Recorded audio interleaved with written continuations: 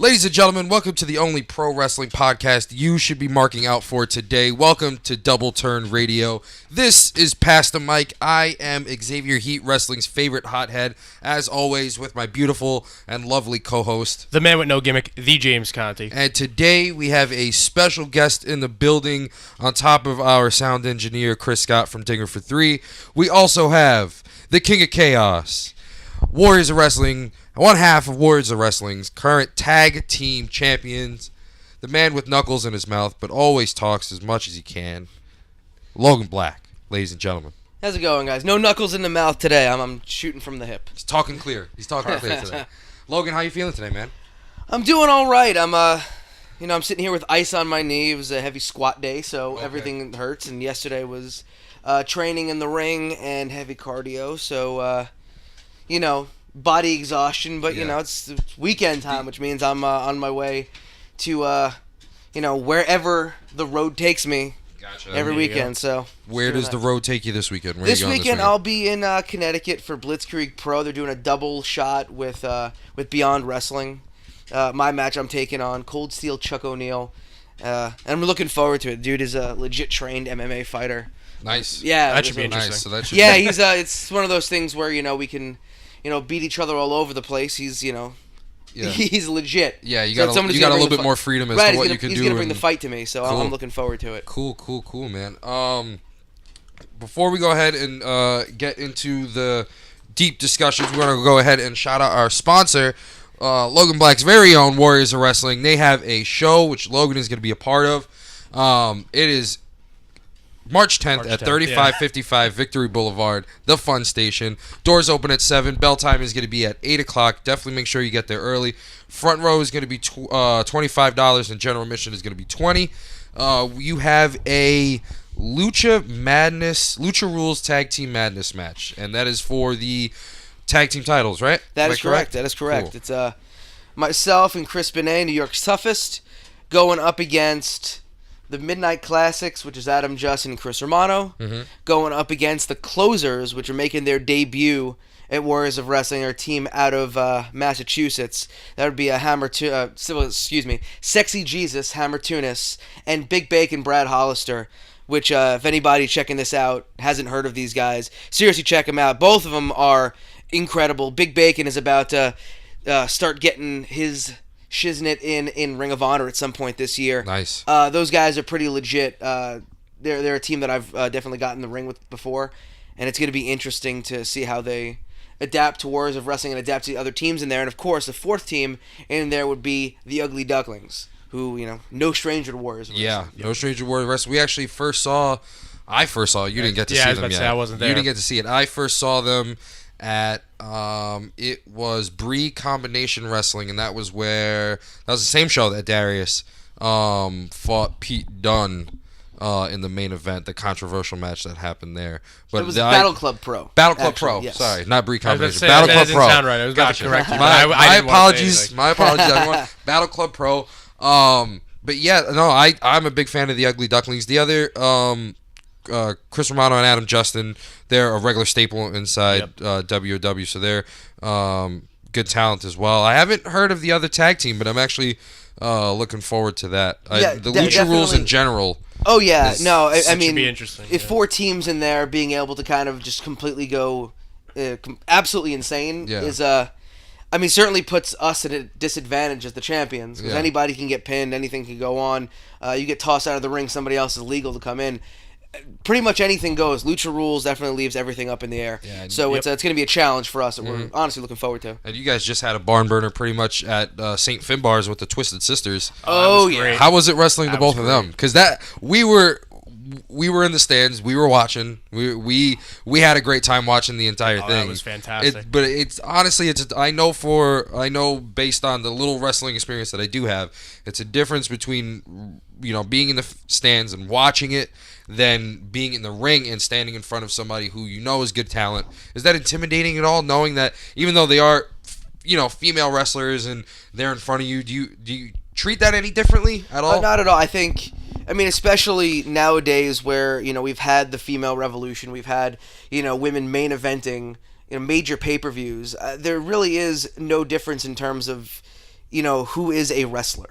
That's what it comes down to. Yeah. I'm in the ring not with a male or female, but I'm in there with a wrestler. Yeah. So that's how I look at it every single time, and those two young ladies are spectacular. I mean, they're all over the place at this point. Yeah, Holodead is getting her break at Ring of Honor right now. Yep. Thunder Rosa is all over Lucha Underground. Yeah, exactly. They're killing it on the independents everywhere. I don't want to say that I wasn't intimidated in some way of getting in there with them, because they're about as good as it gets in terms of a tag team that's killing it on the independents. But I also recognize that myself and Chris are top level, despite the fact that we're just getting started. I'm well aware that you could put us in there with anybody, and we're going to steal the show. Yeah, that's always my goal, 100%. Every time I step in the ring, is that if I'm not stealing the show, I'm not going home happy. Mm-hmm. Has there ever been a wrestler in terms of like star power, like somebody that's made it to the WWE that you've wrestled that you felt not intimidated by, but WWE, was like, just somebody major? Man, I honestly, I can't think of any that's coming to mind. I think when Rhino came in, he was really, really chill, and we both were on the same page in terms of, what we wanted to do with the match. I had a match with Ken Anderson that I think I was less intimidated by him because I know him. I had done a tryout for Impact Wrestling, and he was there and kind of, helped us through things. Yeah. It was really chill. I think we're just more intimidated by the fact that he showed up about 5 minutes before we were supposed to go out there, and it's just like, all right, we're just gonna have to wing it the entire time. Let's go for it. Yeah, I've had the personal experience of speaking to Ken Anderson. There was the match, the Impact tapings at the Hammerstein, right? And he wound up taking a ferry back. The train. He actually wound up taking the one train. He was far back in the carts, and if any friends from New York know, if you're on the one train going towards Staten Island, the back couple of carts you can't get ferry access to. So he didn't know that. So we're sitting there, me and a buddy of mine are sitting there, and we're like, what's going on? Like, this guy, I think that's Ken, and he starts walking forward, and he's the only one in the train car, and he's like, so what's this I hear? I gotta go forward more? I was like, yeah, follow us, and we're like, oh shit, it's Ken. So turns out he's a big Star Wars nerd. Turns out he's a big nerd in general. He's one of the coolest people you'll meet, man. Yeah, super down to earth. Like, I think 5 minutes into our conversation with each other, I forgot that he was a wrestler. Yeah. One time I talked to him, and we basically asked him, because we were doing it for John's documentary that he was making at the time. And we asked him, we were like, what do you do when somebody tells you, wrestling isn't legitimate, isn't real? And he went off on a tangent about 10 minutes talking about Terminator 2, and we're just like, all right, we got way off topic now. It. Yeah, and we wound up driving him home, and it was a crazy, surreal experience to be in front of somebody like that. And just not, That's the thing. He definitely seems like he's a straight shooter. That's the thing. When you find these guys who are successful and make their living with wrestling, majority of them, I think all of them that I've come in contact with have been super awesome, super chill, no egos or nothing. It's the guys on the indies that are, full of themselves and have all those kind of issues. Those are the ones who are, the head case. It's never the guy. It's never the ladies and gentlemen who are, making their living from this. Yeah, exactly. And between friends of mine who are on the independent circuit in whatever capacity they are, and me having gone backstage in some of these shows and just watching some of the backstage things that does happen, it's like not a lot of people know that. Yeah, in the ring, it's it's drama, and there's drama to it, but also backstage, there's a lot of egos that go along, and we know for a fact there's been a lot of egos that came in and out of Warriors. Oh, of course. Yeah, I mean, Warriors has How do you deal with something like that? I mean, it's a hard thing, because every situation that exists has to be dealt with on a personal level, and dealt with in that one instance. Like, you can't sit there and kind of treat everything the same. You get somebody who's trying to elbow their way in and throw around their weight and kind of play games, and you kind of just need to get rid of it. It's like, the way Joe likes to put it is, you eliminate the cancer, you get rid of it, and then everything else kind of goes along with it. Yeah, he's done that plenty of times. Yeah. Actually, most recently, he's done that with somebody as well. We're not going to throw names out there, but yeah, we've Joey B is definitely which is someone that we want to get on this podcast as well and talk to him and pick his brain, because I know for a fact that he's got plenty to talk about. And he's another one he's not shy about saying anything. That's just kind of how Joe is. Yeah, we're gonna skip the whole where did you start, where did the whole we did our research. I've seen the 5-year documentary. We know all that. Yeah, we hate doing that. We hate how'd you start? Oh, who trained you? Whatever. Ladies and gentlemen, for if you don't know, Johnny Raj trained them. It was at Gleason's. It was a shitty time. The question that I do want to get: at what point in that training, in that time in your life, did you realize it was time to go? And where did that transition happen from I'm leaving Gleason's and practically starting Warriors with Joey? So when things had started out, there was a beef that had started out between Joe and Johnny and like a bunch of other people at Gleason's that was all centered around this one website called the Declaration of Independence. And they had a message board, and that was where like all the Northeast indie guys would go and like talk shit and mess around. And it was pretty much like it was an incredibly toxic place. And that's some beef had started up there between Joe and everyone else, and Johnny just decided like he didn't want anything to do with Joe for some odd reason. And we were all close with Joe because Joe was the guy who would come in, and all of us green kids who, we had no idea what was going on or what to do or, what training was. Joey was the guy who would like legitimately like get with us and show us how to wrestle. Meanwhile, all the other, vets, quote unquote, I mean, doing air quotes like on an interview, all the vets there, for the most part, would show up. They'd just kind of like, roll, take a bump. All right, roll, take a bump. All right, run the ropes 10 times. All right, referee my match. And that would be it. Or they'd call some kind of complicated drill for you to do where you'd end up hurting the person and they'd laugh at you. Like, there was no learning going on over there.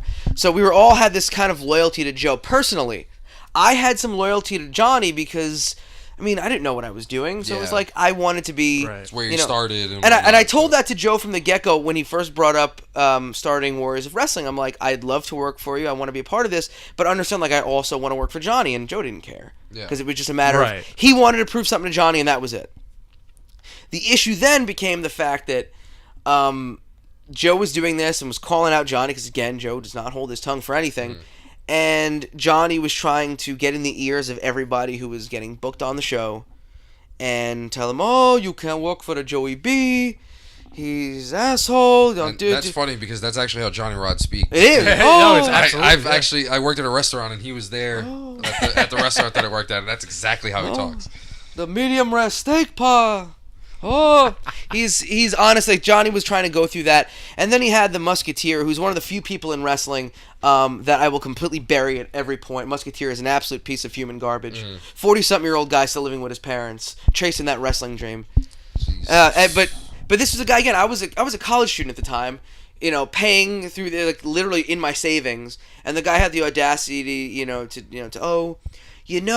Joey is kind of dragging you guys out of the circle, and you have 1 foot in the circle and 1 foot out of the circle, and you need to be in the circle if you want to be learning. And at this point, I'm recognizing, like, I'm not really learning anything here at Gleason's unless I'm there with, people that I know, and I'm not going anywhere. So I'm just like, Johnny, like, my loyalty is to you. I would never leave this place, but, I just want to wrestle. I don't care, like, once a month is not going to do. And even that young, I realized wrestling once a month wasn't going to do it for me. I needed to be out there and wrestling as often as humanly possible, and Joey gave us that opportunity. And I think a few months into that is when Johnny, like, I could see the writing on the wall, because I'd show up there with my old tag partner, and, for the Gleason show days, and it would be like, oh, you guys are wrestling these two green kids, and you're putting them over. Like, I'll job to anybody twice on Sunday, but you recognize they're putting us in there with, like, these kids, and they're trying to get us to fail. Yeah. And then they're putting us in there with, like, vets who are just kind of, not giving us anything. So it's like, all right, like, I see what you're doing, and then eventually you just stop booking us. It was a very one-sided... Right, you can see they were trying to prove a point to us, where it was like, well, no, this is bullying, it's stupid, and honestly, I've got a place to work that I'm a lot happier at. So I'm going to start doing this. And I did, and I didn't look back. Like, I just started training other places when I could. Johnny's, at the time, was an okay place to learn your basics. But, after that, I mean, you've got to get on the road. There's a reason why, I mean, who has been signed from Johnny Rods' school in the last, 10 years? Colin Cassidy, who got his tryout because of Matt Stryker. He's also 7 foot, and, I mean... Yeah, let's be real here. If you're 7 foot, you're going to get a tryout. Yeah, right, but I mean, it also, Colin Cassidy also trained at the Doghouse a little bit too, and he ran shows from the Doghouse. I didn't even know that. Yeah, he ran. Because when I trained the limited time that I did with Slugga and all them over there, it was I think I remember seeing him twice before I even knew like how big. I didn't know how huge in popularity that the guy was before he got signed, and then I saw him twice. He came in, he did his stuff, and he worked, and it was really good. And then all of a sudden, I never saw the guy again after that. And then I see him in NXT, and I'm like, oh, holy shit! I was like, I was with that guy. Yeah. Johnny, I don't know how he manages to keep his guys as loyal to him as he does. But I mean, it's going on. He's got guys there that he promised, I'm gonna get you a tryout pod. Don't worry. And then it's nothing. These guys are there, longer than me. Yeah. Who stays at a school for 10 years? Doctors. Unless you're Dr. Little Mikey over there. I mean, your ass should be moving on. Right. It's just, I think a lot of it might have to do with just the pipe dream of getting to that platform. And they might think that, okay, it's guaranteed. Yeah. This guy has the credentials. This guy has the, because I think at some point, and I've heard it before, it's like, why am I going to go to a place where, the guy hasn't had that big time exposure. Yeah. Right. Yeah. Versus, and I could completely understand that. Again, like Joe and I are not much of anybody, so whenever Joe's like, why is the school, we have great training. We do have great training. Take a look at our students. They're killer. Yeah. But it's like, well, who am I? Yeah. Who are you, Joe? And he's like, yeah, I get it. The issue being is the fact that, again, all you need to do to recognize this is just look at what has gone on in the last 10 years of that place, last 20 years. Everything over there has turned to shit. Name me one guy out of Gleason's who's tearing up the independents right now. One guy who's, getting looks, and it's not happening. It's always places that train a certain way and tell their students, like, hey, get out there and work and develop something, Right. Yeah. There's no development over there. Those kids know how to side bump really well because they've been doing 1,000 of them, but, where does that get you, Now, was that the case with Warriors at some point? Because I remember, also this is coming from somebody who never experienced that, never was in there, but I did have people who, were involved in whatever capacity that they did with Warriors and in past points, and there was a stigma back then that if you wrestled for Warriors, you couldn't wrestle for anything else. Like, it was that? No, never. Yeah. It was, so, honestly, I wrestle all over the place. There's plenty and even of other back guys. Then, we're talking like 5-6 years from now. Yeah, like, I took kids on the road with me. Like, the few students we had, Nero was out on the road. Jesse, who was Ern Eastham, he was on the road. Mm-hmm. We took people out there. J. George, this is, again, when he was still a student, his, second match ever was in Virginia. We took him on an 8-hour road trip to Virginia, which is a great story if you guys want me to get into that. Yeah, absolutely. Please, go right ahead. We're here as long as you want. Yeah. So I'll hop in real quick. What I'm saying, we took kids all over the place. Joe doesn't have connections. Joe doesn't know how to have connections. He's not a people person. He might even be a sociopath. So to be brutally honest, he's not going to get anyone anywhere. But there was, So maybe that was it. Maybe that. I think there was a difference between. Joe's issue is more I don't want my students working shit companies. Right. Got it. Companies that either aren't going to compensate them for at least trans. When I take people on the road, their trans is always at least covered. Okay. Yeah. Just because you have to value yourself. If you're telling people, if this is, listen, I'll work for Ring of Honor for exposure. I'll work for CZW for exposure, which is a lot different than working for Jimmy's wrestling promotion in Pennsylvania. West Virginia somewhere. Yeah. Pay for something for my students, but no, we're always I encourage my guys to get out there. There's plenty of them are working all over the place. Yeah, I see. Vinny the Kid doing shows. Vinny he's out, like 2 or 3 places every week. The kid is ridiculous. He's actually somewhere right now. I don't know. Right, I don't know how a kid that fucking annoying gets booked everywhere.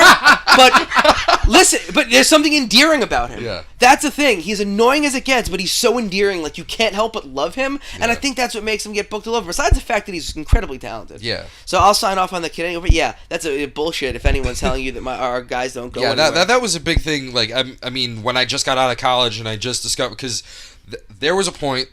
Quick story, real quick, before we get to your George story. There was a point where I was wrestling for Tony Dangerous, the infamous Tony Dangerous, and we went Tony McFly. Yeah, Tony McFly, the king. I used to attend those shows. Yeah, like the king. I'm sorry to hear that. Yeah, no. Yeah, Tony Dangerous, the king, Tony Corazza, whatever you want to call him. There was a point where I was wrestling for him, and this is somebody who, I was somebody who had 6 months at the doghouse. Couldn't do it anymore because of my work situation, and it wasn't convenient. It was taking a lot of time and a lot of money out of me, and it was more bad than good. So I stopped, and I was using whatever 6 months experience. Not that it's a good thing, because I don't encourage anybody to do that. Get your training, let that dictate your progress. Right. I had no business being in the ring, but we went to the Warehouse to do a show, and this is dating how far back this was, because this was back when Warriors had their Warehouse back in by the ferry in Staten Island. So we did one show at the Warehouse, and it was awful. So I'm trying to. I'm pretty sure that I remember this. So it was a big show. Like you had multiple. It was like 10 matches or something. It was a lot of matches going on. It was 12 matches. Okay, and I remember that. And Joe and I weren't there from the get-go, and we came in later. Yes, and then right, because on my I remember this strongly, because on my what is it, whatever app it is that shows you all the Time Hop. Yeah. On my Time Hop not too long ago, it had come up me and Mike Drastic, Santana from LAX TNA, because he lived about a block away. We were there tweeting at each other the whole show, just showing this is the greatest show we've ever seen, because we both love shitty wrestling. Yeah, and it was. Oh boy, do we love bad wrestling! The best part was that the commentary, the thing about Tony, because I wrestled a couple of shows for him. I even wrestled one in Brooklyn, where Fighting Spirit used to do their shows over off of 3rd Avenue. So it was with Tony's wrestling, with Tony's booking in general. It's always, I want you to wrestle this person. I want you to wrestle that person. It's not going to make any fucking sense, but that's the way it's going to go.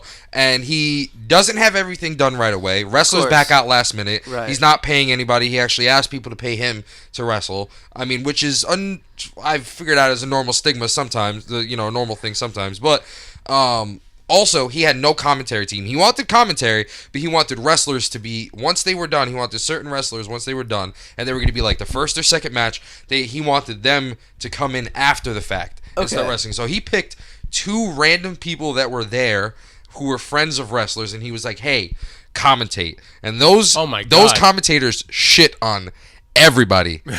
Including myself. That's what you want. You want commentators that are going to completely bury you. Yeah, because I wrestled with Franny. I wrestled with Franny. Franny was my tag team partner, and then we wrestled Tony and his friend.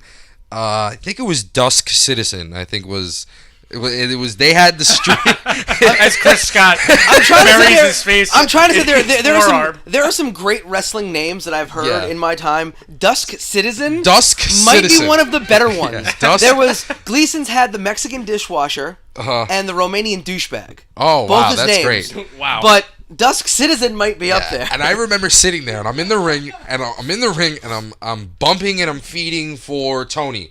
Oh, if you've seen Tony, Tony's 5'1", maybe 150 pounds the most, and I'm 5'7", 190, and the characters just weren't meshing well, and it was the other guy that his tag team partner literally had no wrestling experience at all. He's never stepped foot inside a professional wrestling ring. I did for a little bit. My friend Franny trained in the luchas in Mexico. Tony, whatever he did is what he's got. So I'm just sitting there and I'm hearing them making fun of my character wrestling Tony's character, and I'm like, I can't do this anymore. I wrestled one more match for Tony Dangerous after that, and it was years later when I was itching to get back in the ring, and I never did it again. Tony begged me on time after time again, listen, please come wrestle for me. We'll have better commentary. We'll do this. We'll do that. Everything's going to be better. And it never happened. And that's just the fact that he's still running shows, by the way. I have no idea how. Me. Because of Rob Fury. Because Rob Fury's giving him guys. Right, that's why. Because he's still running shows. It's in Jersey. They don't have an athletic commission. They also have some of the shittiest wrestling that money could buy. I want to know what Matt Striker and Nunzio thought about that show. Oh, I would love to talk to them about that. You know what? Knowing Matt, he might have genuinely just been like, this is phenomenal. Or he might have also been like, I need to get out of here as quickly as possible. Nunzio probably wasn't even like bothering mentally with it. He just like, you're paying me? All right, I don't give a shit. Let's have some fun. I think because they were... I remember... Oh my God. So I do remember seeing that show like on Facebook Live and just being like, this is amazing. Yeah. Because again, I love bad wrestling. Yeah, it was the same match that Tony had with another untrained wrestler who I'm not going to mention. And a hot dog came out. Person. Wait, Hot Dog Starks? Yes. He's the best. I love Hot Dog Starks. Hot Dog Starks is phenomenal. Out and I think delivered a... What does he usually do? Does he I think he did a stunner? The Frank Bottom, and I forgot what he calls the Frank Bottom. That was what it was. But it was a rock bottom he did. Yeah. There was a stun... I mean, I forgot what he calls a stunner. But it's tremendous. All of his names, all of his moves have like hot dog names, and he's honestly like the coolest dude in the world, and is... over everywhere I've ever seen him, because the dude in a hot dog suit. Who's gonna boo that? He managed to come out in the middle of the atrocious 12-minute match that had more spots than you can imagine. And I was just sitting there, and prior to knowing who was at all, I'm sitting there. I'm like, wow, this match is so bad that they had to get a hot dog to come out and kill the hot dog. Will whatever save anything. Happened. Oh man! I remember we were at NXT watching. Yes, we were at NXT SummerSlam. And you were watching that. Yes, we were because we're sitting there waiting for NXT to start, and I was. He once again messed. He also owes me $300, which is another reason why I won't. He also owes me $300, which is another reason why I won't ever do it for him again. But we wound up sitting there waiting for the show to start, and he posted the videos on Facebook, and it was just a magical time watching that stuff. That's a cartoon character, man. That guy's a legit cartoon character. He wanted to make one of my friends a cowboy character. Tremendous. He wanted another one as a spaceman. You wanted a Nazi too, right? No, we convinced him of not doing the Nazi. Yeah, well, I mean, obviously. And then, but he's also one of those people. Not going to shit on him for too much longer, but he's also one of those people who's very, very influenced by size. So if you're like way bigger than him and you're like, no, you're going to put me in this match and I'm going to do it this way, and he's like, okay, like I'm not going to. Yeah, there was also There's also a show. Yeah, there was also a show that I had to book for him because Vinny, the social injustice warrior, that clown, another great individual, another wonderful personality, backed out on him last minute because they had an argument with each other the day of the show. So the booking went out the window, and I had to book the show for him. Clown. Once again, little wrestling experience. That was. I mean, I know. You called me. I know what I'm. I know partly what I'm doing. I can't say I'm an expert at all, but I know the ins and outs and like what not to do and what to do. Because I remember on a base level. I remember that day you were like, "Oh yeah, come out to Brooklyn. We're gonna you can watch me wrestle." I was like, "All right, yeah, cool." And then I didn't get to go, but you called me. Thank and you were God like, you did not. You were like, "Dude, I just booked the whole show." Yeah, booked the show, wrestled in the opening match, and got my friend who is also untrained to just get in there because I needed a body because there was 6 of us and that was it, and it was just atrocious. Meanwhile, we had the people from Fighting Spirit in the background making fun of us as well. I've been to. So they had rented out when I was in Cool with them. They had rented out their building to, I think TCW is the name of the it was a company. They ran most of their shows literally in a park. Okay. And then they would, I think, once a month or once every 2 months, scrounge up like allowance money or whatever like money they had, and they'd rent out the Ludus for a night. And I was invited there by people like, you got to see this if you love bad. And I sat there and I'm watching, and it's just straight garbage left and right. But I remember there was one spot where there was, I think it was like a 4-way scramble, and some kid did a moonsault from the top. Everyone just moved out of the way, and he just eats shit on the floor. And I was like, oh my God. And I'm like, no, right. And at that point, like, everyone's laughing. I'm like, I'm done. Like, this kid's dead. And I left. I was like, I can't watch somebody die in front of me. Right. Yeah, like, I'm not that fucked in the head. Man. It was, So speaking of shit, let's go to the J. George story. So his second match, I think his first match was obviously for us in Warriors on a pre-show. But the second match that he had ever had, he had done, it was, who was it on that trip? It was a whole bunch of us, but I know I had gone down with a couple of other people, and he had taken the ride with us, just looking to kind of like, hey, come down and kind of see what the road is like.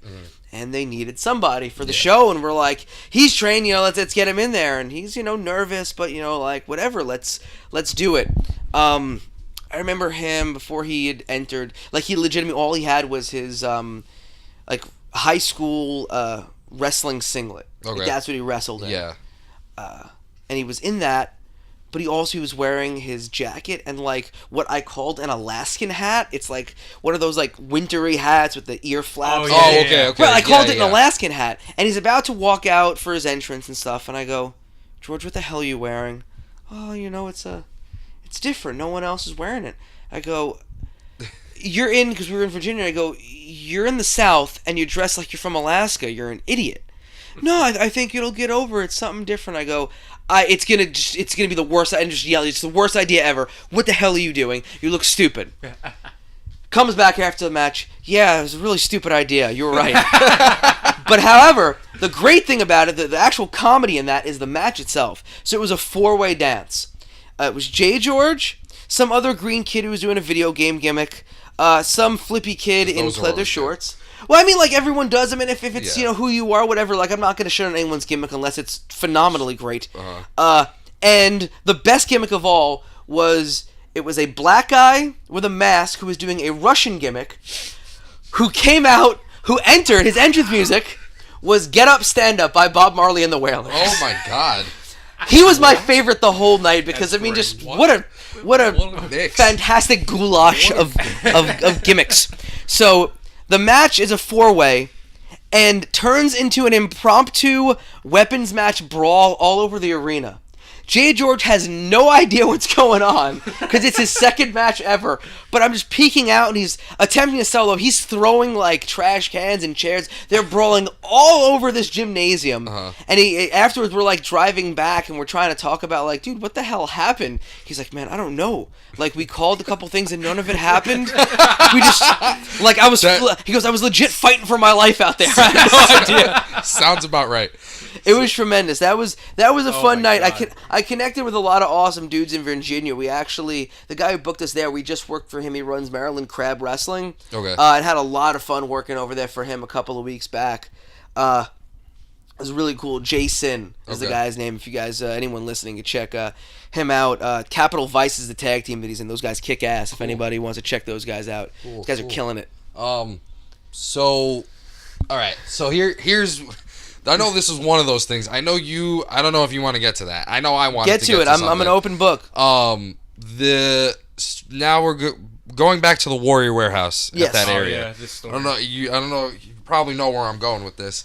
Honestly, I have no idea. I'm like 4 concussions in. I don't remember any. I don't remember anything unless it's brought up to me. Gotcha. So there was an incident that happened, and every Warriors fan knows about this, where the ring burned down. Yes. And there was a name getting thrown around there, Lucifer Darkseid, who used to wrestle for Warriors.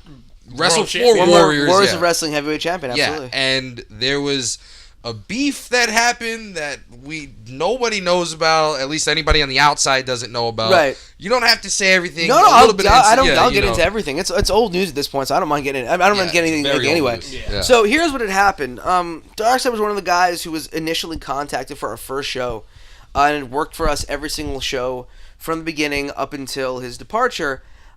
He was, again, anyone who knows what he is. He's a 6'3", 400-pound dude who was pretty agile. You know what I mean? He did moonsaults. Yeah, I mean he was fairly agile. Yeah. So it was at a point where he was undefeated in the company, and it's like, well, what else could we do with him? It's like, all right, we gotta, put the title on him. And at that point, we were the only company that was like drawing anyone that was. He was working like really like garbage shows that would work like. I remember he got myself booked on a show, and it was like at a block party, and it was a block party in Greenpoint. And it was just everyone on there was like untrained and garbage, and like it felt dirty to be on the show. But like that was where he was working. Yeah. And then after, listen, you get your money some one way or another. He wasn't getting his money, but he was getting paid by NWS, which was a company in Jersey that was running fairly consistently. They had him doing like a Kamala gimmick over there. Okay. And he started to get an ego about himself, and was like kind of throwing his weight around, and not looking to like make anyone look good and stuff. And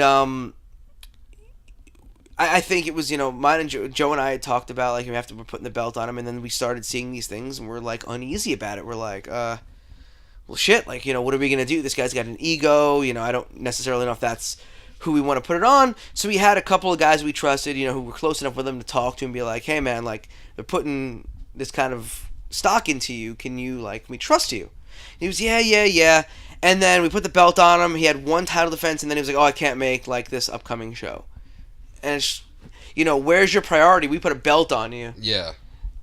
Are you, like, especially serious? Somebody who's doing that for a living, for the most part, and doing these shows. Well, I think he was selling drugs for a living. Right. Don't quote me. But I'm fairly certain. Yeah. But someone who has the free time in order to get into those opportunities, right? Who's just like, I don't want to have some loyalty with us, or don't take the belt at all. You know what I mean? Yeah. Like, just be like, hey, like, I cannot commit, because we've had people do that, and that's perfectly respectable, perfectly fine. That's how you go about your business. Yeah. So, he kind of screwed us over like that. Joe went on a tirade, at a show to open the show, kind of explaining to the crowd what happened, a la Paul Heyman for Sabu. We had a radio show at the time.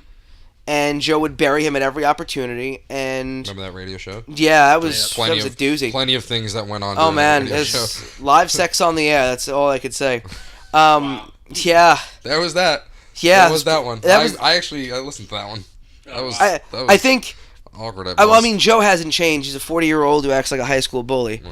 But I think I couldn't. Like, I'm on the verge of getting married at this point, so like I have to calm my shit down. So I couldn't be part of that, but Joe certainly. Anyway, going back to it, Joe would just keep burying people, and eventually I got a call. I was at work, or it was a text, and said somebody burnt down the school, and I go, quit fucking around. He goes, no, somebody set fire to the school.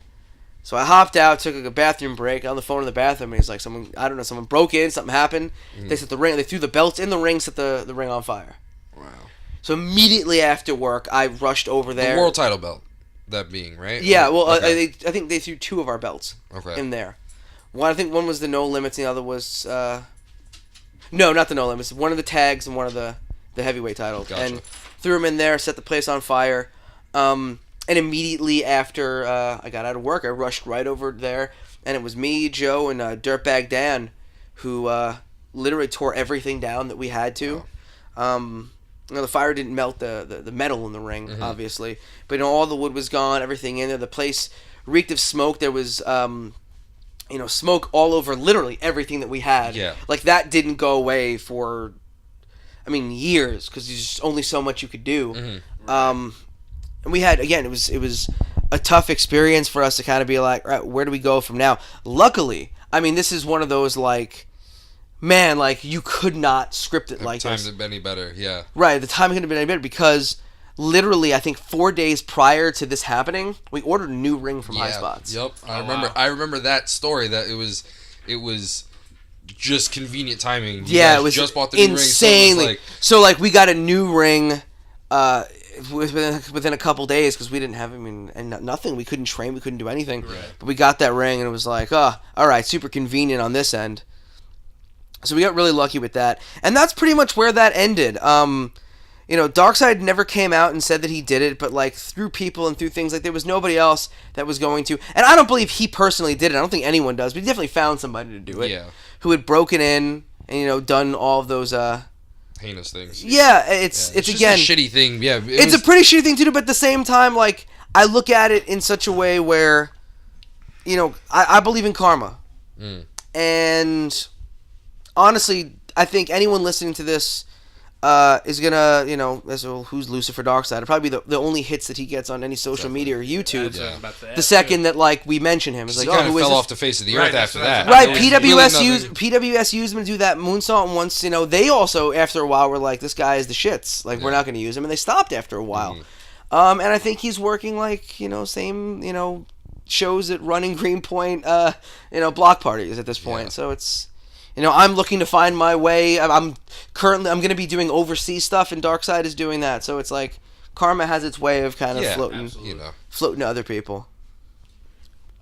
Man, where do we go from here? We hit that story. I'll hit every controversial topic you want. Bring anything up. Let's get to the let's not hit controversial topic after controversial topic. Let's go to the training academy first. So the Warriors of Wrestling Training Academy. Yeah. That runs on, if I'm not mistaken, Tuesdays, Wednesdays, and Thursdays, right?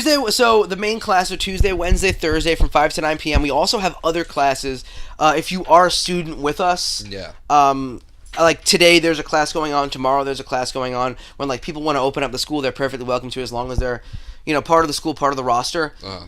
So we're open, our conveniences kind of work around everybody. But the main classes will be Tuesday, Wednesday, Thursday. Okay. Cool. Yeah, because I know for a fact I'm certainly, once I've got my schedule regulated, I'm trying to get some money, I'm definitely going to try and go there. You guys just held an open house. Unfortunately, I wasn't able to be part of it because of my work situation, and I know there was a bunch of people who did sign up that didn't show up either. and like I said, my work situation, I'm a correction officer in a prison, so my job is shit. Something like that goes down where it's like, I have to do paperwork. I've got to do whatever I got to do. Unfortunately, there are other people who didn't give a damn and didn't give an excuse. Yeah, not even give an excuse. Didn't even try to rectify, what was going on. Here was my whole issue with all of that, and it's not. I took nothing personal with anybody, and all the people who would hit me up were like, hey, I'm sorry. It was it's not personal. It's not an issue with you. Yeah. My problem is that we had limited it to 20 people. Yeah. And we got something like 50 responses. And we had to tell 30-someone, hey, maybe next time. Yeah. I think that was the issue. It was just there were all these people who didn't get the opportunity to come in that maybe would have liked to do it. I think, so like I said, it's not a personal thing. It's just Yeah. If you... A lot of them who, didn't give an excuse or gave some kind of bullshit excuse. Yeah. It's it is what it's just, it's disappointing because you trying to put, that's a kid's dream, that's somebody's dreams who might not have had that opportunity. Not even that. Who might not have the opportunity, but also they might be so nervous that it's this is make or break for them. Right. I know Creative Pro does something similar with it's not really open houses, but they do free shows for their students that show off hey, you can be on one of these and possibly our main shows. Come check us out. Yeah. And I don't know how successful those are. I imagine they are because they've done a bunch of them. But it's the same kind of idea. It's if this is what you want to do, here's an opportunity to jump on that. And I think it was something that Is that something that you think is going to happen in the future? Give or take some regulation around it? It's possible. I think it might happen. Again, it costs us nothing to do outside of just time. But on a Friday that I'm not booked, I certainly don't mind going in and working in with some new people. More about the training academy. What do you learn? For someone who's just getting in, someone who doesn't know anything, someone who doesn't know how to take the bump, someone who doesn't know how to do the rolls, doesn't know how to run the ropes, shit like that. From the start to where you get on a pre-show match, what kind of timeline does that go? What do you guys teach? Stuff like that. So there really isn't much of a timeline, I'd say. I think if you come in expecting a timeline of, it'll be a few months and then I'll be in the ring, you're only hurting yourself. Yeah. Everybody adapts and grows at different levels. We've had students that 2 months in, they're on a pre-show. And we've had students where they're a year in and they've yet to be on a pre-show. It's a matter of how often you train, how hard you're working, and what your abilities are. I'm not going to put anybody out there. I know Joe's not going to put anybody out there that are not ready to be working in front of people. You know what I mean? We do everything that we can. So again, we've had people go, a couple months I'll be ready. It's like, okay, and then like a week later, they're like, this isn't for me. Yeah. Sorry. Yeah. So, I mean, for my psychology behind all the training comes down to I have to work with each person on an individual level. Yeah, they're classes. Yeah, everyone's kind of going about the same ways, but everybody learns differently. So if I'm trying to push somebody to get to a different level with an entire group of people who are well above that level, I have to work within what I'm being given in order to, make that work for that person. Yeah. It's something that, again, I didn't experience at Gleason's, so I'm trying to, pay that forward here. And in all the other places I've trained at, all the seminars that I've been to, that's a lot of where I pick everything that I do up from, is a lot of seminars, a lot of other schools that I, have respect for, and kind of feeling out where they're going. And then again, everything that I've learned after like 10 or so years on the road. Yeah, okay.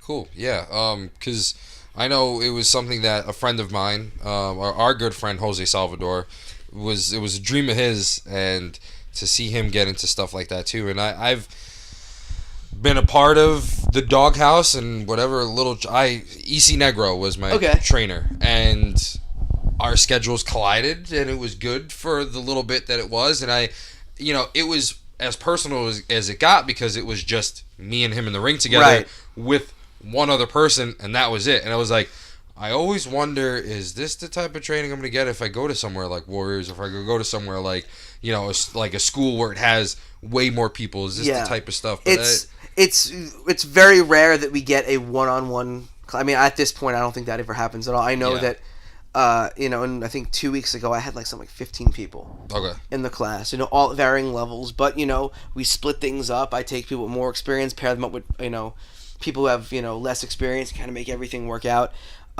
Yesterday, I think there was only like 8 people in the class, and it was all fairly advanced, so we did a lot of just advanced stuff. So I kind of read where I'm at and what I want to go with. And then there's also like, promo and character days where, no matter what level you're at, you're going to be able to kind of try and express yourself and get critiques on, what you're trying to give to everybody as who you are in, wrestling. Gotcha. Cool. I mean, he basically hit everything that I wanted to say, because, I've always wanted to. I think it's just my thing is just time, and that's just, especially with my new job that's going to be taken off in June, it's going to be incredibly rough. So, other than that, I mean, we hit those 2 stories. Well, I mean, there's a few other things we could ask. Go ask anything. You want to? All right, I'll take it. Go for it. So there was a time about a year ago, maybe. How long ago was it? About a year or 2 ago? Year and... No, you had short hair at that time. Me? Like, yeah, didn't you have really short hair at that time when you saw it? My ponytail? Are you talking about? Yeah, I think so. Pre-ponytail? Regardless, it was a Warriors show. Pre-ponytail. Pre-fuckboy ponytail. There was a show I didn't get to attend. He did with Rikishi. And we're getting this story. Oh, okay, yeah. All right. With Rikishi. Cool. Yeah. I just talked to Tony Booz recently, who I'm trying to also get to do this with.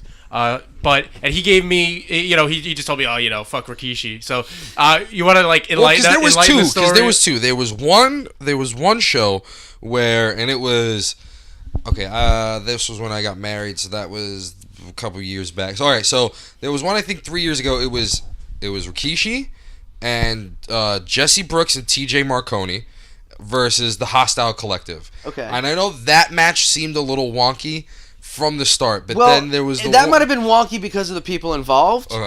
I think he showed up to do business that day. Yeah, and then there was this recent one. The recent one where it was supposed to be the late Frankie Getz and Tony Booz with Rikishi against my stable, the Apostles of Chaos. I could tell you from a business perspective, it was the same money that he worked for us 2 other shows, because he had worked for us years back. Mm-hmm. So the same money we paid him for the same deal, which was you wrestle in like a tag match of some sort. Yeah, don't have to do anything crazy. Right, stink face somebody. Yeah, that's the thing. And I understand. I've been doing this in 11 years now. I get it. Nobody's paying Rikishi to wrestle. They're paying to see a stink face. They're paying to see the dance. They go home happy. Yeah. It's the same thing with, again, Sabu. What are you paying to see? A chair, Arabian press, go home. That's it. He's not going to do much at this point. So we knew we were going to get, because that's all we had gotten in matches prior, and that was fine. We were completely prepared to do the bulk of the work. We show up that night. Rikishi gets there. Everyone shakes hands. all that stuff. We're waiting for him to come backstage and call the match with us because for us, you know, the guy's a legend. He's a part of the Samoan dynasty. Like, I'm not going to sit there and be like, hey, so we called this match. Fit your stuff in, kid. So we were just waiting for him. We knew it was going to be basic. We're like, put the heat on plug.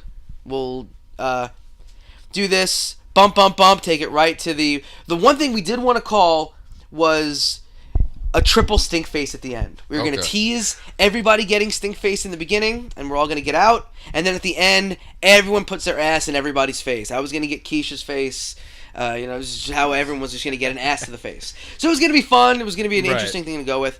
Right after intermission, Richie DeGreg, who was the agent, or the guy rather, bringing in Rikishi that night, who is a clown, by the way. I rank on him a bit, but if you know him, he's the living embodiment of Millhouse. Oh my God, that's great. He is fantastic. He is, except without the charm. So he comes to the back and he goes, "Where's Bellini? Because he's got to talk to her. Because Rikishi's telling me he's ready to go."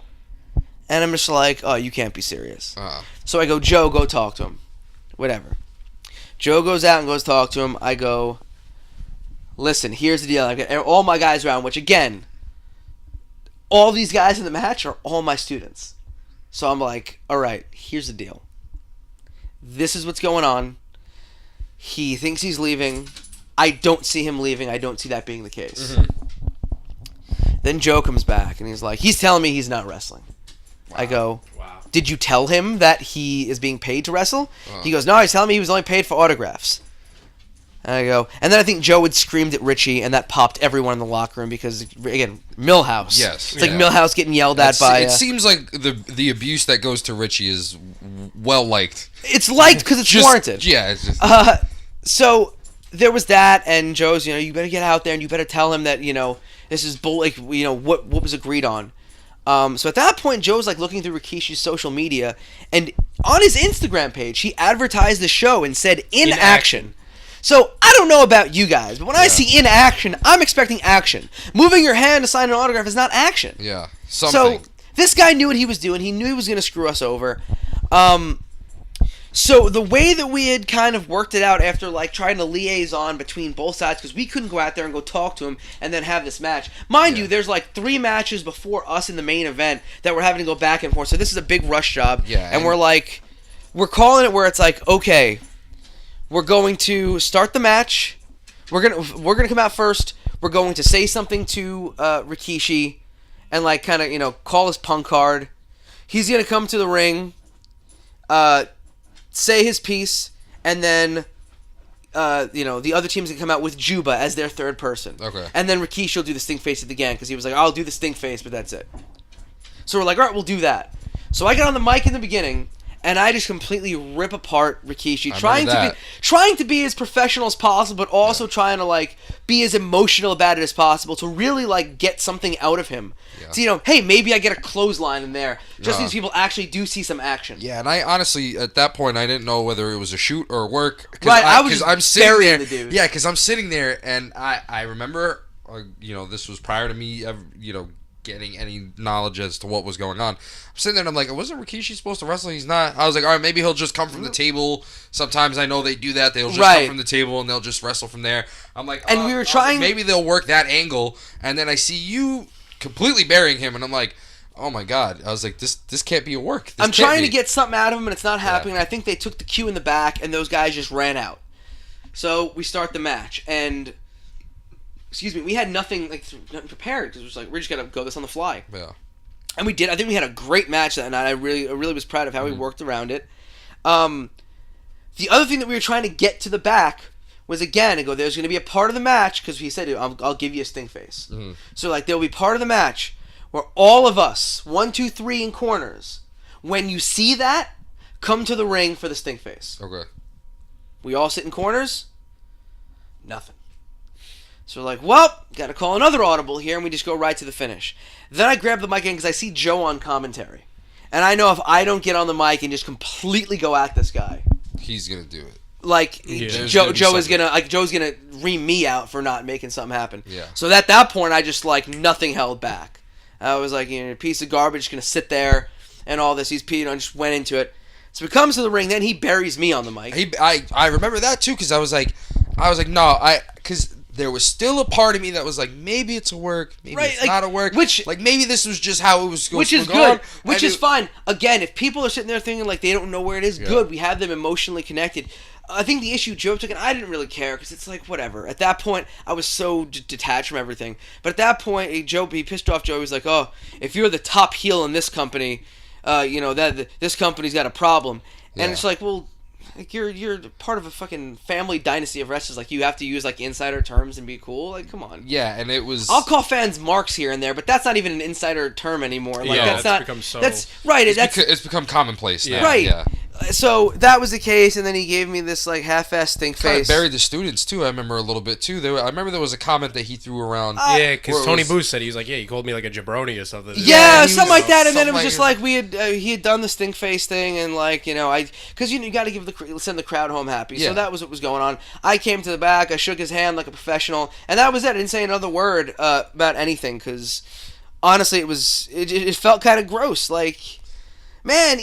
You advertise yourself as inaction, then you're going to play games like this. Like, I know what you're doing, man. Don't carny us. Uh-huh. Like, we're a company that, like, survives off the fact that, like, we have good shows and, like, if we have names on, we guarantee those names are going to be there. Yeah. Like, come on. Yeah. And, like, don't hurt us because you're lazy. And it's and I bet people would have showed up even without Rikishi there, right, but it's kind of one of those things where it's like if he's there and he's advertised, we want to deliver, action, right? Of course, from a business standpoint at least.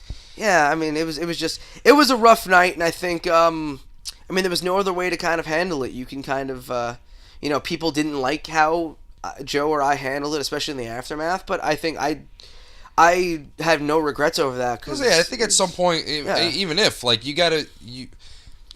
at some point you get hired to do something, should do it, or at least discuss. Hey, listen, I'm not feeling it. Cut back the price, or let's work around something where we could do something, not have to pull teeth. He knew what he was doing, and he tried to give the excuse of like, oh, the night before, the second I showed up, I was pulled into a room and had this discussed, and it's like, dude, you've worked for us twice before, and that was never the case. Yeah. Like, you worked for us twice before, you know that you come to the back and the guys are going to swarm you and talk to you about the match. That's always how we've done things over there. Uh-huh. And now, okay, so now... That's probably... Is that the worst that has happened with stuff like that? I would say that's definitely up there. In terms of having a guy come in and kind of just be a... I don't even want to really talk about the guys, the big guys. I mean, I don't think there was anybody else that was really much of an issue. I think it always irks me when guys, don't want to do a job on a local show. I can't even think of anyone like specifically, but it has happened where like guys have been like, oh, I can't lose. It's different. Like EC3 was like that, but that guy was undefeated and a champ on TV. He shouldn't lose. Yeah. So I understand like you cannot lose. On these shows. Makes perfect sense. It's different when like you've been there, done that, right? Like stopped, give a little bit, not doing anything anymore. Give a little bit to like this, this guy on the indie who's looking to bump his way up. It just feels stupid to me. But I don't think we've been super lucky with a lot of people. I've been insanely lucky with all the talent that I've been in the ring with. They've just always been like wonderful with me and have always done their damnedest to make me look like $1 billion. Okay. Is there anybody in particular that sticks out that was really just big for you that match? Rhino to me was somebody who stuck out as just about as good as it gets because you guys got similar styles too. Yeah, just smash mouth and hit people. But because he came in and he was super chill, and he off the bat he's like, I'm not one of these dudes with egos. I'm not gonna bullshit you. Like let's go out there and have some fun. Funny enough story. I had worked the show with Rhino not too long prior to that. I think like 6 to 8 months before. And my soon-to-be wife, I was just dating her at the point, was at that show with me. She always takes care of my merch at my merch table. Rhino had set up next to me. And they'd become best friends that night. Oh, wow. Well, it was weird because, my fiance is a lawyer. And so, so what do you do? And, I'm a lawyer. Oh, and then this is before he started running for office. And started talking politics with her and all this. Oh, wow. I think her favorite quote was like, I'm a huge Abe Lincoln mark.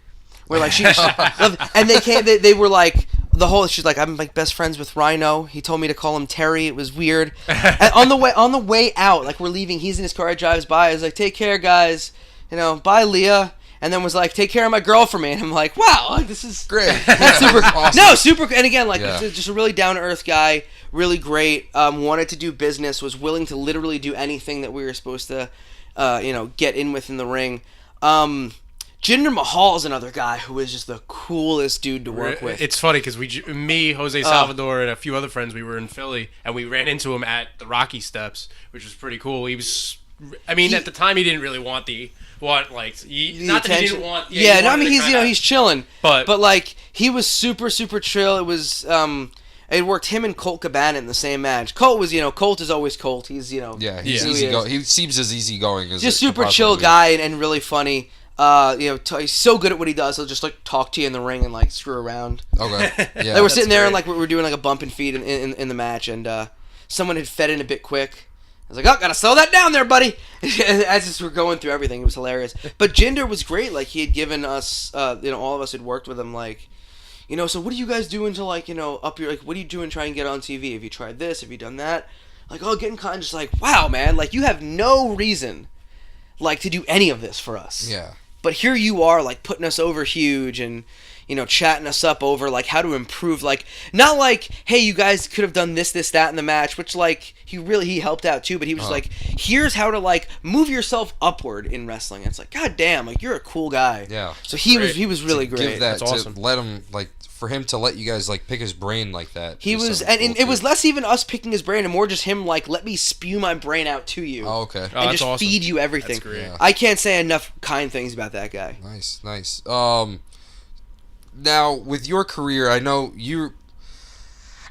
do we call you a vet considering you've been around for so long? Do we not? Just call me a guy. I'm just doing it. Because I know as long as I've been a fan, of local pro wrestling, whether it was Warriors, whether it was Ludus, whether it was all the other shows that I got a part of, I know that you have been there since the beginning. I know, guys like Nero were there as well. At this point in your career, where not that there's a ceiling, because there's never a ceiling. The ceiling is what you think your ceiling is. But where is that level where, are you satisfied right now with not where at all. You're at? I'll never be satisfied. Hatebreed once told me satisfaction is the death of desire. Okay. So there's not a chance that I'm ever going to be satisfied with any level that I'm at. I'm at this point trying to bump my stock up as much as humanly possible. Yeah, because I know recently, sorry to cut you off. Recently,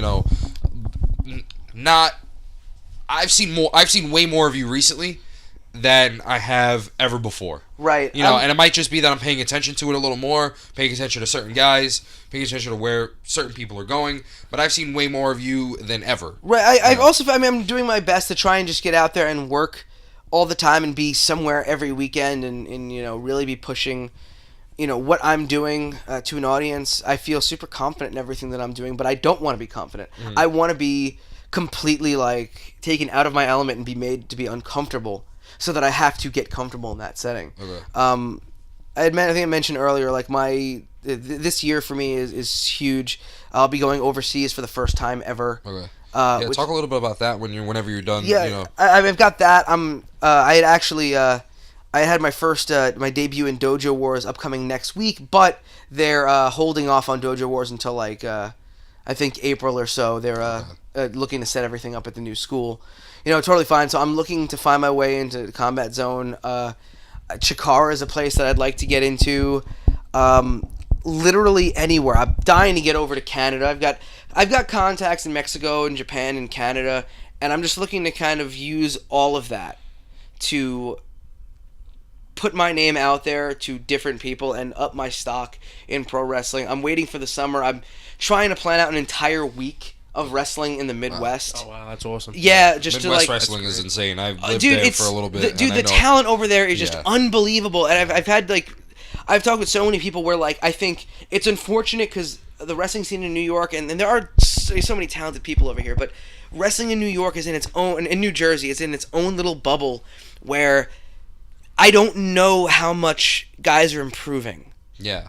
Because it seems like it's a revolving door where it's just all of the same, it's the same people working in the same places, the same thing. You go to the Midwest, you go to New England, and you have these just insanely talented guys, and it's like, well, why? It's because you don't have a Johnny Rods or any of these old heads that are kind of like wrestling is this, dude. The Midwest, Sami Callihan has like reinvented what professional wrestling gets to be understood as. Freelance wrestling in Chicago is completely revamping what anyone's perception of pro wrestling is. All these other companies, Blitzkrieg Pro, where I'll be this weekend, just changing, taking wrestling to a different audience and saying like, hey, we're punk rock pro wrestling. Come on down if you like either. This is where you're trying to grow in a new audience, and they're breaking the rules, which I think New York and New Jersey are way too afraid to do. Yeah. Everything is a wrestling show here. We're like, man, you go to the Midwest, again, all the times that I worked for freelance wrestling, it was matches. There were bands playing. Craziness going on. Pabst Blue Ribbon is sponsoring shows. It's insane because they're not playing by the rules, and I think that is why the Midwest and why New England is just so much better at this point. Yeah.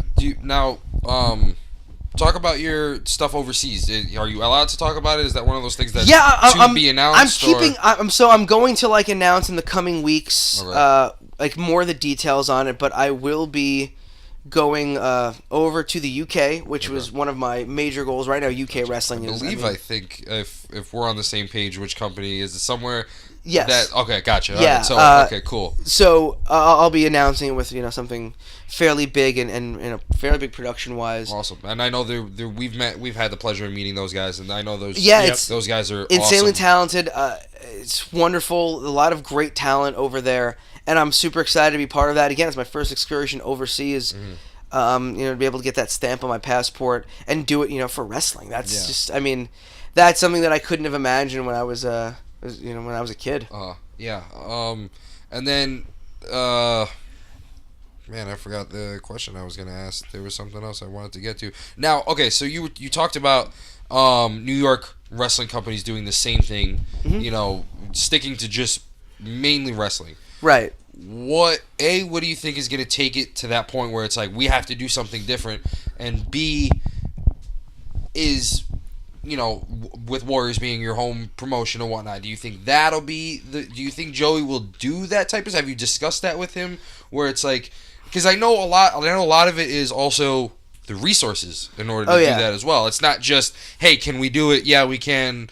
Let's do it. A lot of it is resources, and I know that maybe New York is one of those places where it's pulling teeth with everything in this place. Yeah, I think the step number one on New York kind of becoming different. It's not the same for Jersey because Jersey doesn't have this issue, but the Athletic Commission needs to be out of New York. Yeah, they are corrupt. They're garbage. Just miserable people. They send to shows. This Frankie Getz tribute show. I know. Yeah, they tried to because I think we were having the doctor was there running late or wasn't there when the guy showed up, and he tried to shut it was a benefit show to give it wasn't just that the fact that it was one of our guys that passed away, but he was a cop. Yeah, and I thought so this is a New York City police officer whose family is now going to be getting all of this money. The place was packed out, and you're trying to take that money. Honestly, hang yourself, dude. Yeah, and it's that's terrible. And I you're a miserable human being.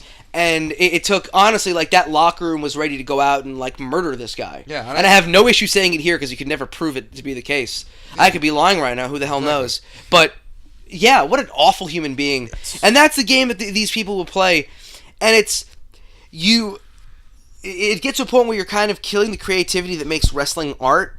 And there's no other choice to go with outside of what they deem is correct. I've been in locker rooms where the athletic commissioners come in and been like, oh, no pile drivers tonight. I'm like, what the hell is this, Memphis in 75? Yeah. They went to Ring of Honor and were he was lecturing guys on taping their fists. Oh, someone could get really hurt. I know they're saying. I know they're saying in New Orleans they're not letting people for this upcoming WrestleMania. There's no pile drivers. Supposedly, the dirt sheets could be wrong, and as always, no. It's very. If they have an athletic commission and it's the South, it's very possible. Yeah, they said no pile drivers, no pile drivers, and no blood. So I wouldn't expect to blood see is something that New York has as well. So that might be totally serious. Yeah. That's I think what will take New York, because New York has this opportunity. I think if you guys are familiar with Casanova Valentine and the death matches that he does in Bushwick. Okay. So he does these shows. They're in a bar. They're not wrestling shows. Yeah. It's literally him. They do death matches. I think he had wrestled Jeff Cannonball over there, Matt Tremont. And they just have like bar death matches. That is something that is, nobody in there is a wrestling fan. They're all like lame hipsters who just want to show up and see. And you know what? He's making money off that. That's where wrestling needs to go. Because at this point, everything in wrestling has been said. Everything has been done. You're not going to do anything original except going outside of what wrestling. It actually is. Yeah. Again, freelance wrestling is drawing insane crowds because they do something completely different. PWG, most of that crowd aren't wrestling fans. No, not at all. They're scenesters. Yeah, they're like actors and actresses and like, you know, musicians and like people who just show up for like a ridiculous show. Yeah.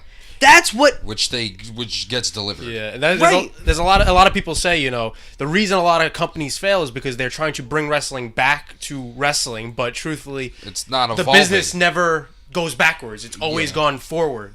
And like, so when people try to just bring it back to the basics of wrestling, as they say, you know, that's what really, you know, diminishes what it's going for. That's the thing. Like, I've talked to promoters all the time, and you know, there've been, you know, plenty of like decent promoters out there, but like all of them were like, oh, I think one in particular was like, I want to be the East Coast PWG, and I'm like, well, there's already a West Coast PWG, and people buy those DVDs when they want them.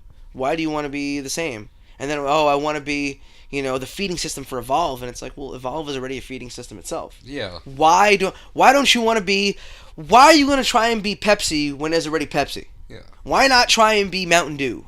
You know what I mean? Right. Like, why be something that has to go to something else when you could just be your own thing and have people go to you for you know, break the mold and establish yourself as create art, be different, stand out, do something that nobody else is doing, and instead you're trying to do the same thing and then wonder why 50 people only show up to your show. Mm-hmm. It's because they've seen it and they can see that every other weekend. Why is your show special? Yeah. Yeah, because we've noticed it mostly with New York shows that it's like, because I went to LA recently and I saw a wrestling show out there. It wasn't great, but it was a wrestling show nonetheless. Right. I had an opportunity to go see a PWG show, which I was like I was marking out because I was like, oh great, I get to go see a PWG show. Yeah, of course. And then when I lived in Texas, I got to see, you know, there was a couple of schools out there that were doing shows too. And then it's like they do something different, and it's not just wrestling shows. Okay, we're gonna give you this match. There was stories behind those shows too. Like there was promos leading into matches, and it was like I had no idea what the fuck I was walking into because I don't know any of the wrestlers. I don't know any of the characters, and it was just, if you create something that is different, then there's 100% going to be people who are coming not for wrestling, and that's what you want, because wrestling fans, they exist in a bubble. Yeah. And I say this is a positive thing; it's not a negative thing at all. Wrestling fans exist in a bubble. They will show up to wrestling shows because they are wrestling shows, and they're going to come no matter what. We do it, right? They're going to come no matter what. It doesn't matter if you have good wrestling or bad wrestling; they're going to be there. Why are you not going to bring in like all these who have, like, you know? Why not? I had this idea to run like a hipster wrestling show somewhere in Bushwick or Williamsburg, where it's like very much like a lucha-based show and like have weird characters and weird things going on. And I've had this idea to run it because those people aren't going to show up for wrestling. They're going to show up to see like this weird spectacle that like I want to like put together with like burlesque and bands. It's like, let's do something different. Yeah. That's going to draw, you know, more people in. Absolutely. Right. And yeah, because you're going to get your, like you said, you're going to get your wrestling fans. The CM Punk kid is going to go to every pro wrestling show in New York that he could possibly have. If there were two of him, he would go to two shows at the same time. Exactly. But yeah, you're absolutely right that there needs to be a little bit of a variety in what goes on. And I personally didn't know why, but you kind of just cleared the air on, you know, the athletic commission being the first step. It makes, again, Jersey has the opportunity to do these kind of things. However, why don't they? You know, because I think the issue I think is, all right. So let's go back to the Midwest and go back to New England. In the New York, New Jersey area, all the guys who ended up getting signed all continue to kind of just do that. And they work for big companies, and they stay there and they do that, or they come back and they don't want to wrestle, or they do their little shots here and there. Yeah, you've got guys in the Midwest, like a Sami Callihan, who has been to the show, and then he comes back, and goes, I am going to instill my knowledge on all of you, and I am going to be your shepherd. And boom, fucking changes the whole landscape of wrestling. You've got New England, where like you had, all these dudes who had gotten signed, and they came back. All these dudes like Taven and Vinny Marseglia and TK O'Ryan, who were doing Ring of Honor. Okay, yeah. They come back and they're like, let me instill everything on you. Let's do something I know Taven's hitting the independent circuit again. These guys are coming back and they're instilling everything they know. Guys like Brian Fury, who have trained Sasha Banks and have trained all these, ridiculous guys up top, they're still in New England. And they're chilling, and they're bringing out the next generation of guys. That's why, to me, because we don't have that in New York. Who came back here? Yeah. Homicide is trying to do it now. I know. I see Homicide and Low Key. Yeah. Low Key less, but Homicide now has the GCW school in Jersey, where like he's trying to come back and instill all of that. Yeah. We're like, here's someone who's going to change the landscape. The opportunity is there. It's just a matter of if he has people who are willing to do it. Yeah, I mean, hopefully it does get better, especially in Jersey, because they don't have an athletic commissioner, because it's shrouded by all the garbage promotions. When I broke in like 11 years ago, Jersey was like a joke. Yeah. Jersey All Pro was great.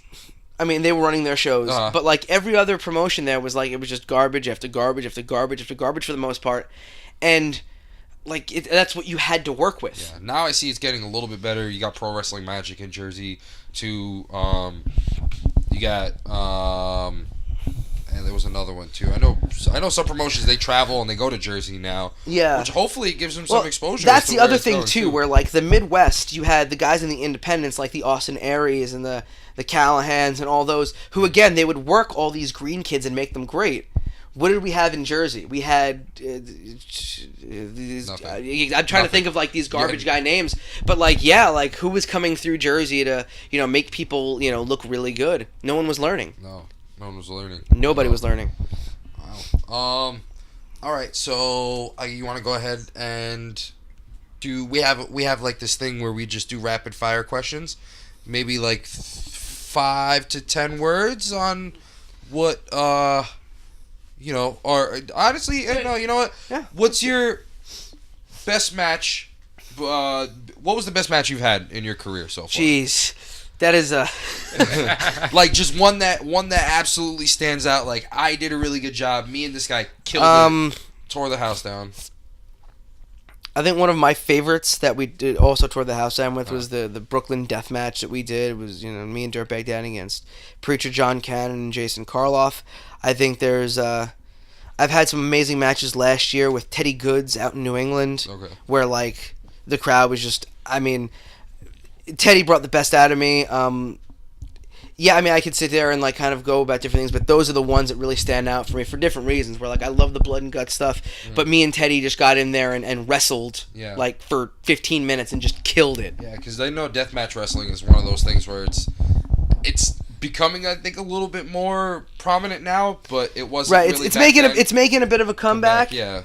I know it was way back. I know back in like the early '90s. I know that was like a thing, obviously, because of ECW and other promotions outside of that were doing that. And then it stopped, and then now all of a sudden it's like you got Matt Tremont, like you said, you got Stockade, you've got Jeff Cannonball, you've got I know you do death matches too every once in a while. Right. So it's like I think it's great because I think.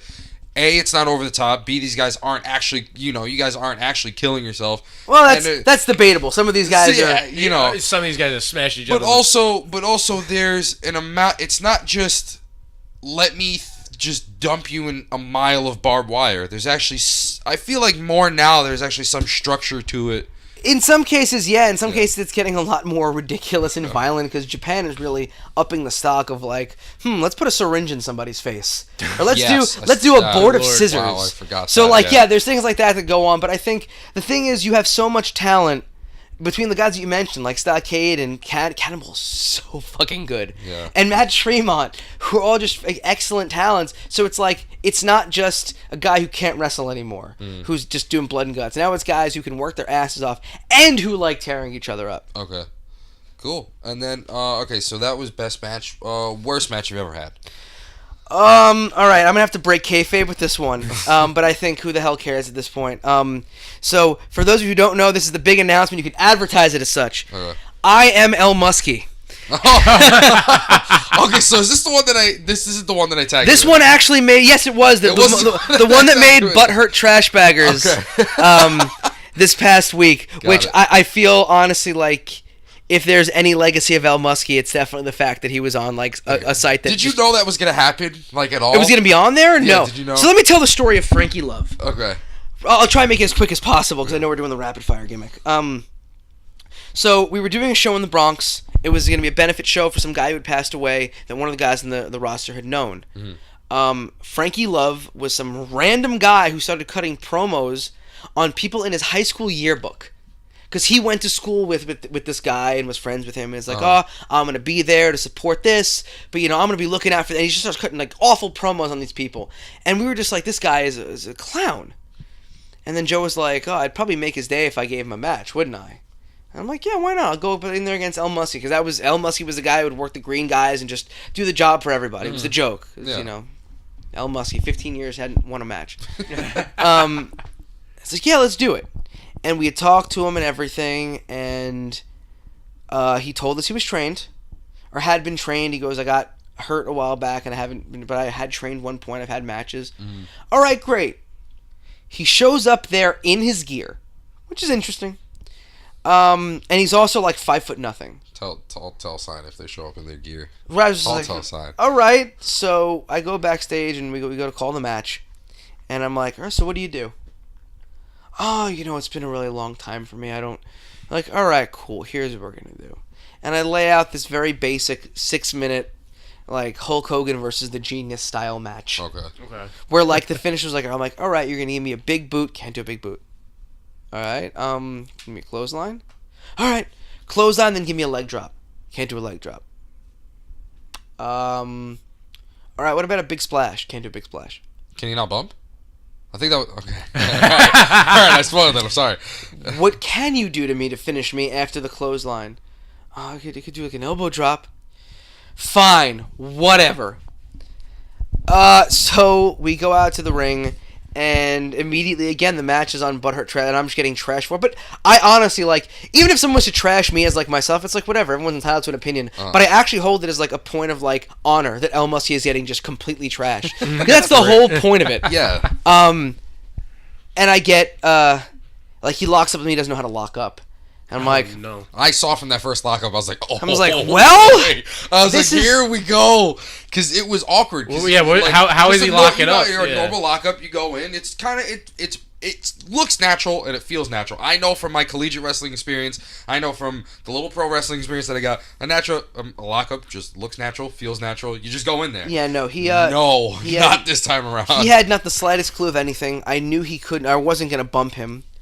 Because I was fully aware by that point that just wasn't going to happen. Yeah. So I just kind of was like, all right, I'm going to flip-flop and fly for this guy all over the place. Whatever. And that was pretty much it. He hit me with the clothesline. I told him to do the Hulk Hogan Hulk up thing, and he really couldn't even pull that off. Like, he had never watched wrestling. Give me a weak-ass clothesline, and then... It wasn't so much an elbow drop as it was him, like, slipping on a banana peel. Or rather, slipping on, like, the Hot Wheels, like what do you call it? Home Alone? Where he takes the Home Alone bump on the Hot Wheels. Ah, woof! Right down, boom. And lands like a terrible thing. 1, 2, 3. And that was the only point where I've ever been like, I want to quit wrestling. Yeah, that was... I don't enjoy wrestling anymore. It was, that was definitely the worst match I've ever had. So for all of you who didn't know who El Muskie was at this point, like, hi, how's it going? Yeah, I remember seeing that on Facebook, and I was like, oh, no. I was like, I want to know if he knows about it. Let me tag him. Let me see. Yeah, listen. Because I know there was that. I know there was Bad Wrestlers Exposed, too, which was... Like, I think it had been up there, too. Again, to me, if I myself was up on Bad Wrestlers Exposed, like, I don't care. Because everyone's entitled to their opinion. Wrestling is art. You're allowed to like it or not like it, or kind of whatever. Like, if you don't like what I do, by all means, like, don't like what I do. if you like what I do, buy a t-shirt. Like, come on down. I'm going to be super chill with you. Even if you don't like me, I'll be chill with you. Yeah. So, I'm all cool with opinions. But again, it's a point of, like, pride that El Muskie gets absolutely shit on. Because that's the point. Well, the sole fact is the fact that El Muskie is listed as the Musketeer on, if you've ever seen the website Cage Match, which, like, has ridiculous listings. I have no idea. It's like a Wikipedia of indie wrestling. Wow. Got it. It's amazing. I gotta look. Okay. I have no idea how they get some of these. That sounds crazy. Oh, dude, like, they have, like, all of my matches on there, and it's like, I'm not anyone special. Right. So, like, they have that, and it's like El Muskie is listed as the Musketeer on there, too. Oh. So, like, all of my matches that I've wrestled as El Muskie are all listed with him, so it's like, good, fuck that guy. That's awesome. That's fantastic. That's awesome. Okay, how do you feel about streamers getting thrown in random matches? I took my question. I hate you so much. I'm sorry. I support it. You know, again, I'm a big fan of Japanese wrestling, so, like, that, to me, is always really, really cool to see, you know, fans adopting that and, you know, kind of showing their appreciation. It's always great to see any kind of fan appreciation at all. Like, that's, I'm fully behind. I always get surprised when I catch streamers, just because it's just, I mean, I'm a heel most places that I'm at. Yeah. But, like, when it does happen, it's just like, oh, wow, like, people actually do like me. Yeah, I try not to have an ego on things, you know, despite selling a buttload of shirts, but, like... Because I've seen, man, I don't know, I'm more of a, if a guy isn't getting crowned, or if it isn't, like, a big return, like when Pacifico came back at the 10-year... Like, right, that made perfect sense. Yeah, that to me makes perfect sense. I just think there's a time and place for it, and I was like, you know, let me ask somebody at the inside, like, when they get streamers thrown at them, like, you know, how does that... Yeah. Good. Yeah. Now I gotta think, right? All right. Okay. So best match, worst match. Have you ever had like an incident with a fan, like in the middle of a match, or seen anything like that? Because you were telling me like a story of like during your limited wrestling experience. Yeah, I got punched in the face. Yeah, you got punched in the face. That wasn't a great anything moment like. in my life. I'll be honest. I've never had an issue so much with a fan because I don't take that kind of shit seriously. Like it's performance and it's interactive. So like if you're yelling at me. Like, why am I going to get mad at you? Like, I know there are wrestlers who, like, show up to places to fight fans. And, like, you're a moron. Like, you're getting upset by people who are paying money to see you or see something that you do. Stop being a dumbass. There was one incident, and it was an old Gleason show. I must have been, like, 1 year in. And we didn't have guardrails. We just had, like, the caution tape separating us. Okay. And I had... You know, trying to be like the heel that I was despite not really knowing what I was doing. I had said something pretty derogatory to a female fan that had you know, I guess come in with a group of people, and she was, you know, giving us a ton of heat. So I said something really derogatory towards her. And I turned back to the ring to say something to the guy managing us, and I turned kind of back, and I see she's got a chair, and she's launching it. Wow. She wasn't very strong, so it ended up hitting the caution tape and busting down. And I played off it like, you know, screw. And then I was kind of like the guys that were with her were all like this. And I'm like, listen, if you're good to go, let's meet, you know, outside for this. Which, again, I'm 1 year in. It's really stupid. Like, why are you going to challenge a fan to a fight? That's just stupid. Yeah.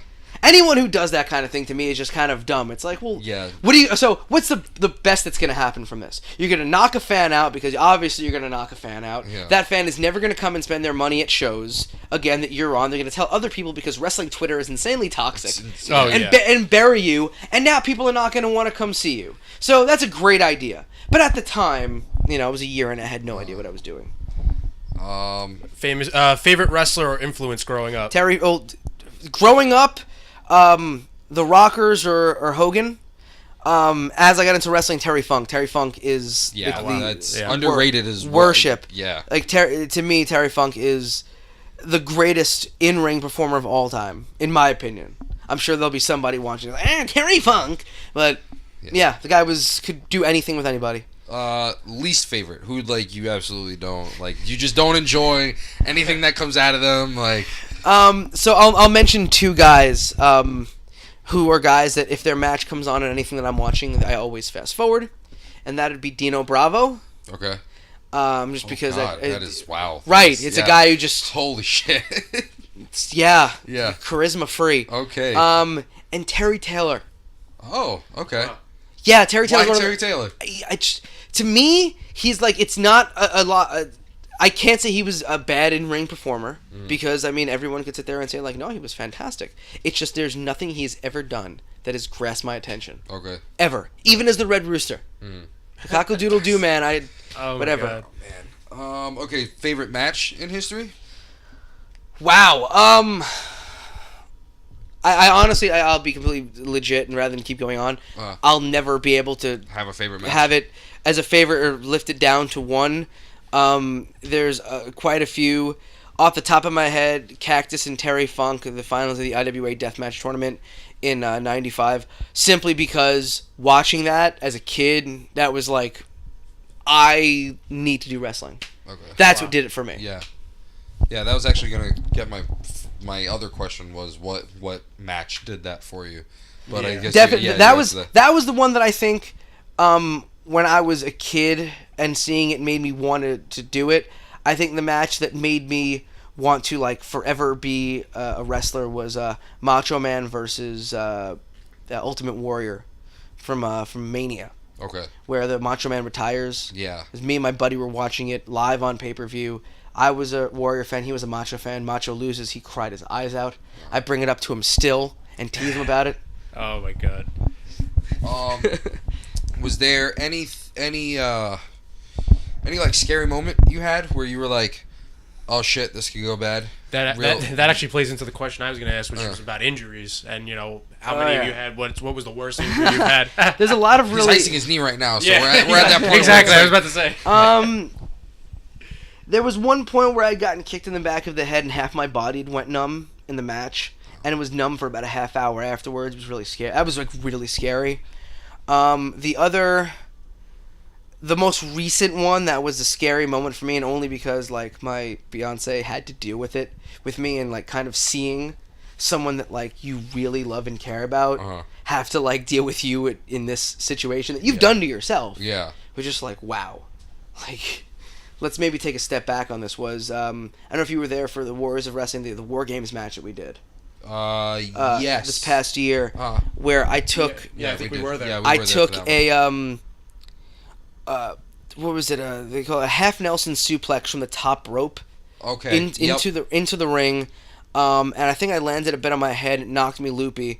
Then Dirtbag Dan jumped off of the cage and landed directly on my head, and it concussed me. To the point where days later, I recognized that I remembered parts of it, but at the time I had no idea, like, how did I get to the back? How did I got all my spots after that. How did I get any of that? Yeah. And I'm right, so I was, like, in and out, flashing, in and out of, like, consciousness of knowing where I was. I still don't know how I got to the back, but I know that the EMTs, when they took me into the truck, were like, you kept going up to the commissioner and asking him if he enjoyed the show. Like 5 times. Oh, so they're like, we had to get you out of there. And yeah, like, no, I binge on junk food post shows, especially if there's nothing that Sunday. And we went to White Castle afterwards. And I put the order in, and then as we're driving around, I go to my fiance. I was like, wait, did we order?